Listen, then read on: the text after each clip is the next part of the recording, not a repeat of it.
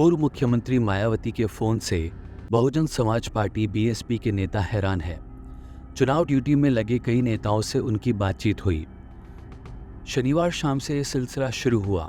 मायावती ने रविवार दोपहर तक बीएसपी के कई नेताओं को फोन लगाया। अधिकतर लोगों से उन्होंने ओपिनियन पोल को लेकर पूछताछ की। वे जानना चाहती है कि पोल और सर्वे में जो बताया जा रहा है क्या ग्राउंड पर भी वही हालात है। अधिकतर एजेंसियां राजस्थान, मध्य प्रदेश और छत्तीसगढ़ के चुनाव में बीजेपी और कांग्रेस में कड़ा मुकाबला बता रही हैं। बीएसपी प्रमुख मायावती अब तक तो हर तरह के सर्वे को खारिज करती रही हैं। ओपिनियन पोल के नतीजे को भी वो प्रोपेगेंडा मानती हैं। हालांकि इस बार मामला थोड़ा अलग है। बीएसपी के एक सांसद ने बताया कि इस बार तो पार्टी की तरफ से सर्वे भी कराया गया है। मायावती यह मानकर चल रही है कि एमपी और राजस्थान में शायद किसी को बहुमत न मिले। ऐसा हुआ तो बीएसपी की लॉटरी निकल सकती है।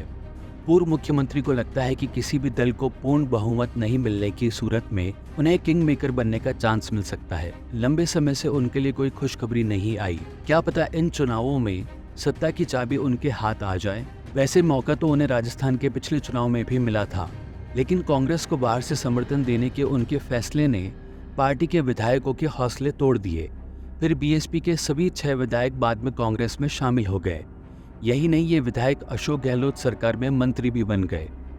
इन सब के बीच मायावती को न माया मिली न राम। मायावती बस कांग्रेस को कोसती रह गई। राजस्थान की घटना से सबक लेते हुए मायावती ने इस चुनाव में स्टैंड बदल लिया है।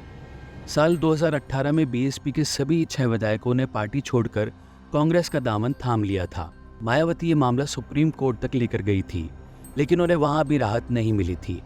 इस बार मायावती पहले ही घोषणा कर चुकी है कि बीएसपी अब बाहर से किसी का समर्थन नहीं करेगी।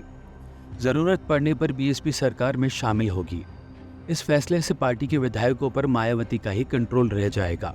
दूसरी ओर प्रधानमंत्री नरेंद्र मोदी से लेकर राहुल गांधी तक चुनाव प्रचार में जुटे हुए हैं, लेकिन मायावती ने अब तक अपनी चुनावी रैली का खाता तक नहीं खोला है। जबकि एमपी के विधानसभा चुनाव में तो अब बस 10 ही दिन बचे हैं। मायावती अब चुनाव प्रचार की शुरुआत 6 नवंबर को एमपी से कर रही हैं। उस दिन उनकी 2 रैलियां हैं। उनकी पहली सभा अशोकनगर जिले में है, जबकि दूसरी चुनावी सभा निवाड़ी में है।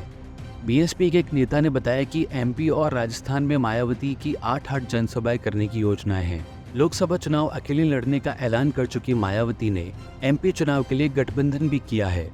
एमपी और छत्तीसगढ़ के चुनाव में गोंडवाना गणतंत्र पार्टी जीजीपी और बीएसपी का चुनावी तालमेल है।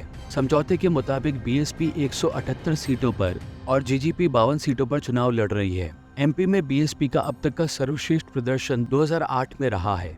तब उस चुनाव की बीएसपी को 7 सीटों पर जीत मिली थी। उसके बाद 2013 में चुनाव में पार्टी को 4 सीटों पर संतोष करना पड़ा था। पिछले चुनाव में बीएसपी के 2 विधायक ही चुने गए थे।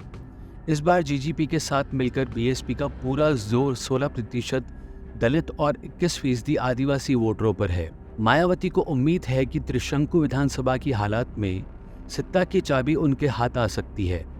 ग्वालियर की मीटिंग में अमित शाह ने बीजेपी नेताओं से समाजवादी पार्टी और बीएसपी के उम्मीदवारों की मदद करने को कहा था।